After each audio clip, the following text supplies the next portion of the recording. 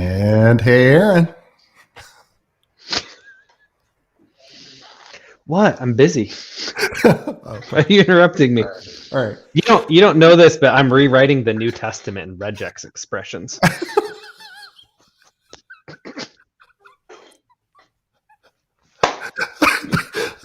I don't even know. I don't even know what to do with that. I don't know. Fine. I don't You know. can read it later. That's the best programmer dad humor right there. We had some pretty solid bovine humor going on the other day, though. Yeah, we were telling cow puns. Cow puns are good. That was funny. But today we're not talking about cows or cow puns or any other bovine topics. We're continuing from last week. Last week we talked about it's our first cast. What do we call this? I mean, is this a podcast, a stream, a video cast? I mean, I'm not hip. I'm tragically unhip. So I always struggle, even after all this time, of what to call this thing we do. Yeah, I don't know. I'm having I don't know what you call this either. I think it's you have a YouTube channel. It's a YouTube. That I think feels you're doing tragically old. Well, I think you're doing the YouTubes. If you are hip and you know what to call this thing that we're doing, just let me know. That's all good. So anyway, we talked last week. We did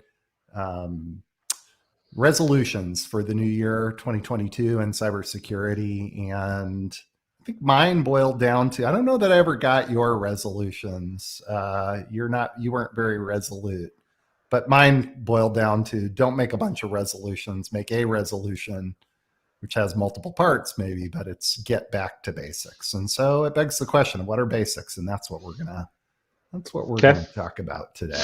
So, all right, intro.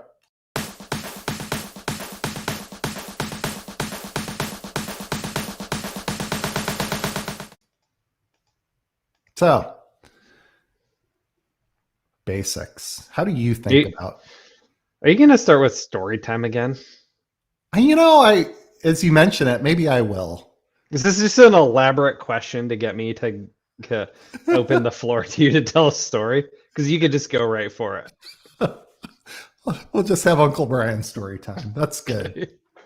So, years and years, decades really ago, when I started doing this thing, if you were to say, well, what are the cybersecurity basics?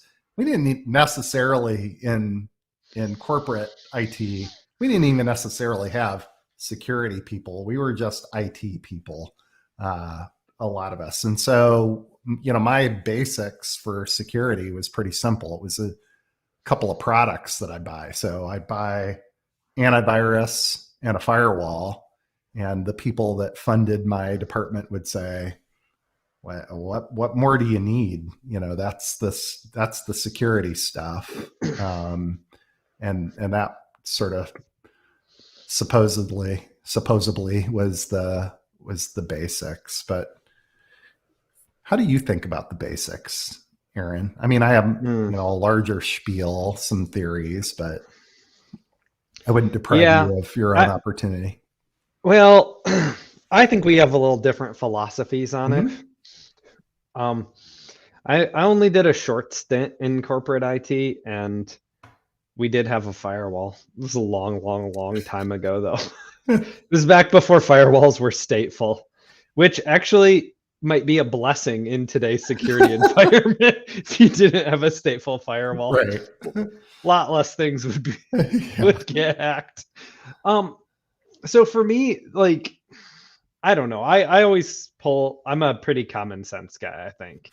Maybe you disagree with that, but no.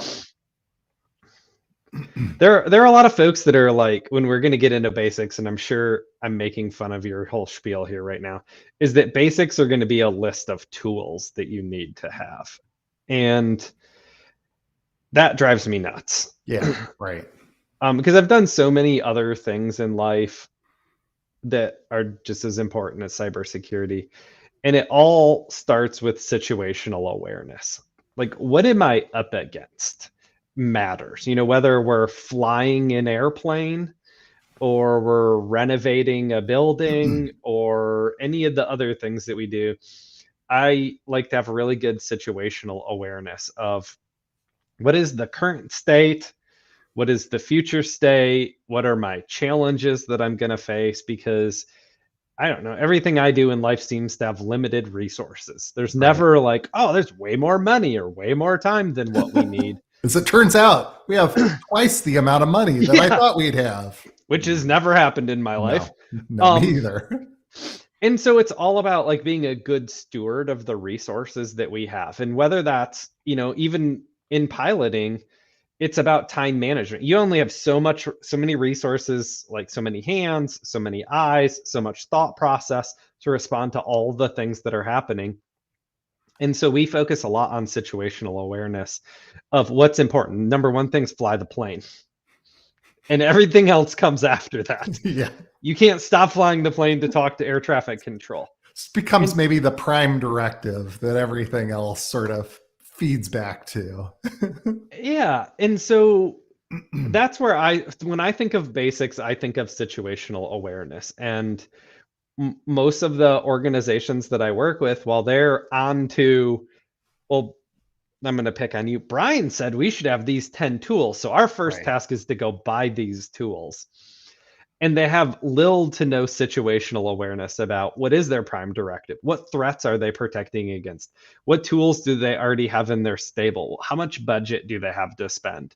Any of these kind of Yeah. things, it's kind of like we don't have a good grasp on that. And we're already out with a shopping list trying to figure out all the things we should buy. Yeah. And it's, you and I have certainly talked a lot about, I think a lot of our strategy, maybe not our strategy, but the royal our, and most of the time I'm talking about the corporate IT or, corporate IT Mhm. security or corporate our is Sure. where our strategy is it's a little scary to if I try as much as it might be nice to simplify and come up with my own prime directives, or there's also a comfort, there's that age old, Comfort of not knowing. well, comfort of not having to know, or knowing but not have to be. It's the old, what do I stake my job and my career on? And it's a little scary to say it's nice that Bob down the street is buying these products, but I'm going to focus on core underlying, things that maybe don't even require me to buy a product. I'm going to focus first on underlying processes and capabilities and my own, automating things I do as a team, or, those sorts of things. That's a little scary. The product you can point to and say it's the old, nobody ever got fired for buying IBM/Oracle/Cisco, kind of joke of, Yeah. well, what's the thing right now that nobody gets fired for buying X, and I can, But like, is that like, shoot me straight? Is that what we've become as IT practitioners? Is buyers of products? I think it is what we've become, unfortunately. And I go back to the message of last week, and there comes a point where we have to step back because the people who fund us are stepping back and saying, Mhm. how's that working out for you? Yeah. I've been throwing money down the tube, like I said last year. And is that buying me that greater, is buying a list of stuff buying me greater security? Because it seems like it's not. And we can say, well, it's because the threat landscape is getting worse, or the threat actors are getting more talented. But I'm skeptical of that too, because as I said last week, I think the threat actors are kind of rubbing our faces in very often the fact that we're making basic rookie, novice, underlying core mistakes that are taking down organizations with security. And I think the whole security industry is culpable in, I mean, I think the people that sell the products are to blame of, happily creating, and the people that sell them, had to happily create a world where it's just a series of things onto the, well, you were buying that Like in, Dr. Quick's magic elixir for yeah, security. correct. Of, Yeah. oh, you got hacked anyway. Well, you didn't buy this My- add-on, or no, really, or you didn't buy, the managed service that went along with that, or oh, nobody's buying that firewall. Nobody's buying that one anymore. You need to buy this one. I feel like you're selling me a timeshare. Yeah, no, exactly. Do I get a free set of pans after I listen Yeah, to the exactly. sales pitch? Yeah. Maybe you do. You probably do. Yeah. Well, and so to come down to it, for me, I started my own list, and I'll start with, okay, if it's not, the current list of the updated for 2022 list of, if it's not antivirus and firewall anymore, or if it's new special next generation, third generation, fifth generation, firewalls and antiviruses, what are the modern equivalents? I started with the absolute number one basic for me, kind of the easy one that everybody just says, oh yeah, it's inventory for me of, like, you can go buy products to help you with inventory, but a lot of it comes down to, I will pride myself of doing well with inventory in organizations my whole career. Not that I was perfect, not that I was, carrier grade, but that was always maybe it's, I didn't trust myself to keep track of things in my head. And so it was like, I need an accurate inventory. And so, yeah. Can we break that down a little bit? Yeah, absolutely. I feel like I want to call bullshit on your being good at keeping inventory. Yeah, no, sure. I probably can't say that word on here, can I? No, it's good. I tagged it in YouTube as it's not for kids. So not safe for work. No, really. It's all good. Yeah, go ahead. Okay, so inventory. Call my BS. I'm gonna call your bluff on this one. So sure, like I remember the day when like the new laptop would come in and we'd get the sticker out of the drawer and we'd put the sticker on it that says, whatever organization owns this, and it's got our little 2D barcode and whatnot. Property of Foo Bunny Industries. Like, yep. And that goes into a thing. And then we have inventory. Yeah. And hardware inventory, while I'm finding people don't do it well, is not, it's easy. Okay, I'm just going to say it's easy to do. So do you mean you were good at hardware inventory, or were you good at software and data inventory too? Yeah, and here's which inventory? I think predominantly in 3 buckets. You can make more buckets than that, but I think about hardware, software, and data. And I would say maybe identity. Sure. Something maybe. Yeah. 3.5. And so hardware inventory, I've always, as long as I have had teams, I've always budgeted hours in a week. And again, was I perfect? Was I at the 99.9% accuracy level? But I feel like I've always been above 80% in my career, which sadly is pretty above the bar for corporate IT. But of having a list, and not just, it starts with intake and putting the asset tags and collecting the serial numbers and those sorts of things. But I've always had, some amount of tools. And if I couldn't buy commercial tools for 3 decades, to look and say, well, what are the free or open source, or what can I cobble together myself? I mean, with basic ping scanning, or sure. Name resolution or something. Yeah, exactly. DHCP, calling out and parsing things from DHCP logs and that sort of thing. And to comb back through the computer records in Active Directory. And and to have just some, if you were an accountant or if you were responsible for stockroom inventory, you got to take, you run a business, you got to do an annual inventory, and you got to do it. And people don't do this stuff in IT from what I've seen. Some do, but most people don't. That the reconciliation, it's just like, I've only ever met one organization that even does software and data inventory well. Yeah. So you've partially answered my question. So you make a list, you check it twice, you figure out who's naughty and nice. Yeah. In your hardware. But were you good at software inventory? Yeah. And so, no.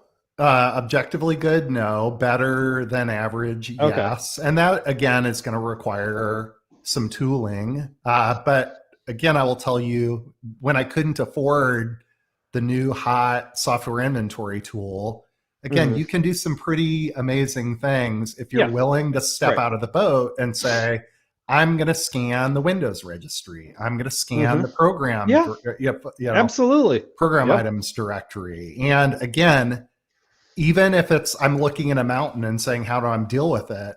I'm at least trying to climb that mountain. So you're like maybe like an 8 out of 10 on the hardware, like a 6 out of 10 on the software. That's what I would say.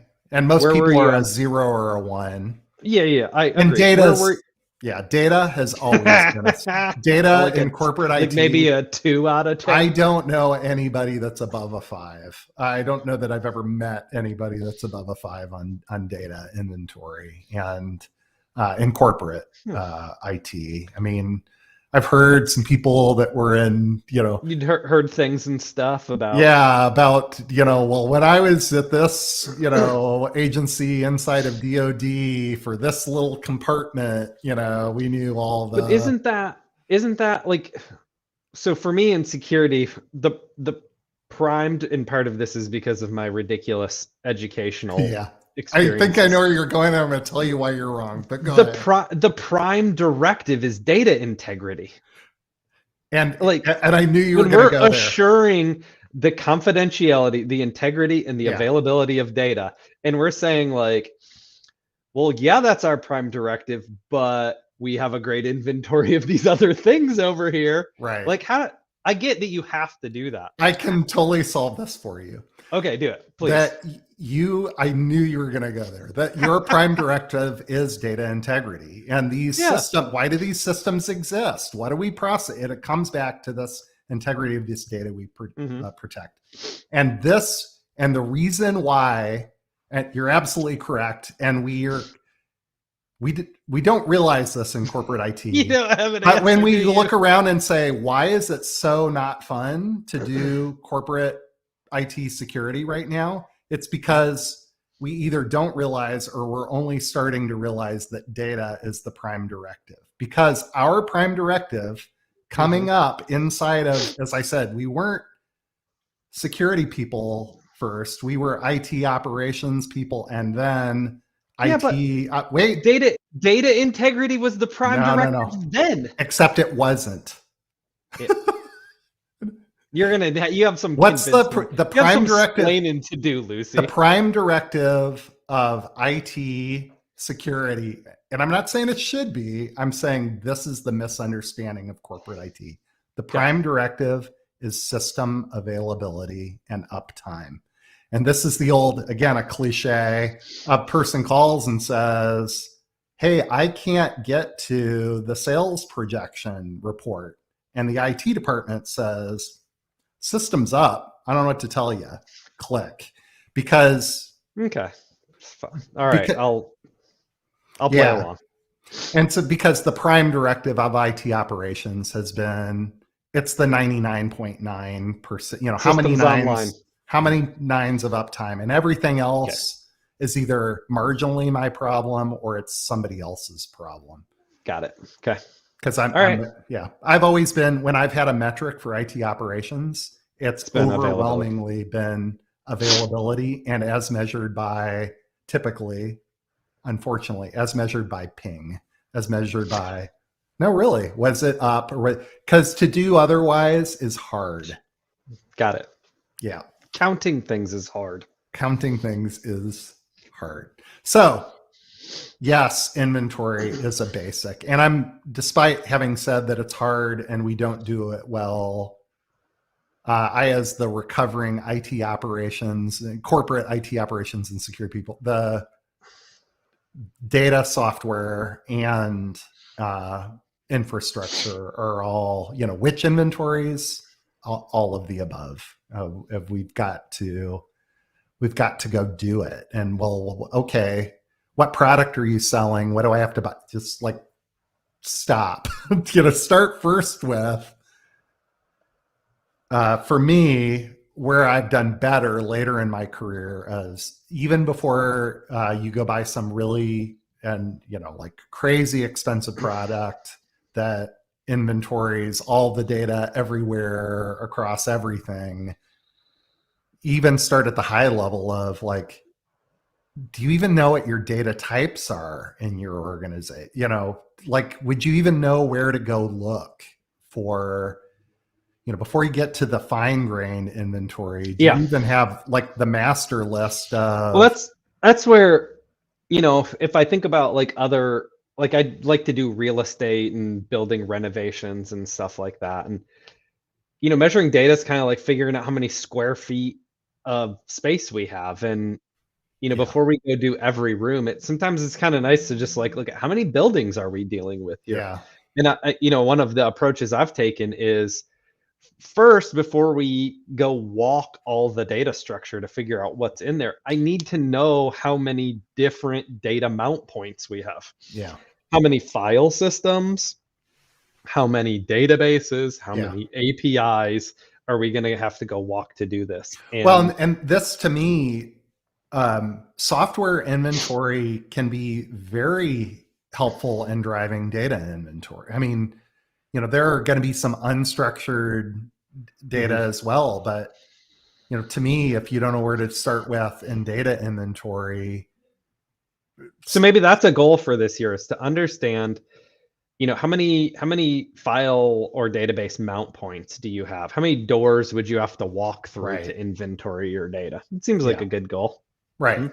Well, and I'm agreeing with you, but you and I share the same code. So let me pick at that a little bit and say, what do you mean by mount points? Like, give me the examples of what would I go inventory and keep track of if I was keeping track of mount points. Yeah, so let's just talk about databases. I think that's I don't know, one or the other, but Yeah, so I think there's, for me, there's obviously, different types of storage, block file object storage that we can look at. I'm assuming folks maybe have their arms around block storage mount points, file the shares. no, no, Oh, block not storage. file shares, block storage, like your fiber channel Right. mount points for your storage arrays. Typically, let's give that one a pass. So then when we're looking, we'll talk about databases. So you're going to have database mount points. Where are all of the places I can make database calls on my network? Do you have one database? Do you have 50 databases? And each of those databases has a mount point. And sometimes those mount points are on different ports, different protocols. And you might look and say, is it 50 databases with 50 mount points all on one server? Is it 50 databases with 50 mount points on 50 servers? But if I gave you the tool, the magic tool that was going to go walk all these databases and tell you how many social security numbers and credit card numbers and passwords that are in there, what would you hook it to? Yeah. Because many of them are not great at discovering the mount points. And so I think even that is just starting more of a qualitative, or excuse me, a quantitative inventory of, I have X amount of databases, and across those represents X amount of terabytes of data. Because Mhm. I have a feeling people can't answer that today. And the mount point is the place where we hook to it to be able to do that. Yeah. Okay. Well, I'm going to share a little thingamajobber here, a little mamber jamber. I started build beyond it just saying inventory. I started building my own, according to Brian list, and came back to uh, this is the CIS controls. Google is your friend. You can go you can go find this. Oh, I love this. If you did those 6 things, the other things kind of would it. Yeah, and it's Yeah. funny of even what I mentioned before of like, well, I should have a firewall and antivirus. That's not even down in what I would call the basics No. for That's CS up in controls. what boundary defense there in Yeah, 12? boundary Yeah. defense and malware defenses, and maybe email and Yeah. web browser protection. But according to Hoyle or CIS in this case, now I'll have the caveat: this is version 7.1 of CIS. If you're a CIS bigot, don't bother writing to tell me that version 8 is out. And I like this version better right now for Agreed. reasons. But CIS is helpful enough to identify this whole set of things called the basics. They have another premise, if you go and dig into it, that they have implementation groups essentially. So inside of each of these 20 things, they go and specify, hey, if you're just trying to start and get to level 1, here are the things you need to do inside of each of these things. And some of the items aren't even part of implementation group 1. That I, off the top of my head, I don't remember, but like item number 15 may not even have any tasks in implementation group 1. That's when you get more mature and you're down the road. But I definitely view this. I like this. Different people use this in different CIS controls in different ways, but I do definitely view this as a do not pass go, do not collect $200. Like, how are you moving on to more sophisticated organizational things if you are not doing? I don't even think you have to take it that far, man. Yeah. If you think you have number 3, and I don't care what fancy tool you bought, if you don't have number 2, you don't have number 3. Right, exactly. Yeah, and I like CIS controls in that I think it does both flow from get basics in place before, not that you can't have antivirus and firewall, but if you have that improvement standpoint, look first in Yeah, but if you don't have an inventory of your hardware, how do you know you have antivirus? Well, that's what I'm saying is start in the basics column and start with number 1 before number 2. And start with number 2. There's an order of operations. There's an order of operations here, and it flows from 1 to 20 and from left to right, essentially. And now back to your what's the prime directive inside of your organization if it's flying the plane. If you want to get sophisticated, I'm encourage free thought and figuring out your own lot in life and figuring out your own prime directive. And maybe for you, because of your business model, it's going to be that number 15 is more important than number 11 for some reason. And if you know why that is and you understand that, then go ahead. But yeah, I think it starts with, we talked a good amount today about number 1 and number 2, and kind of as you said, then moving on to number 1 and number 2, in my experience, people universally are abysmal at. And it's number 1 and number 2 on this list. And I'm, again, I put myself in, I wasn't great at it in my career. I was marginally better, I think. If you worked for me, you can write and say, no, you're kidding yourself, Brian.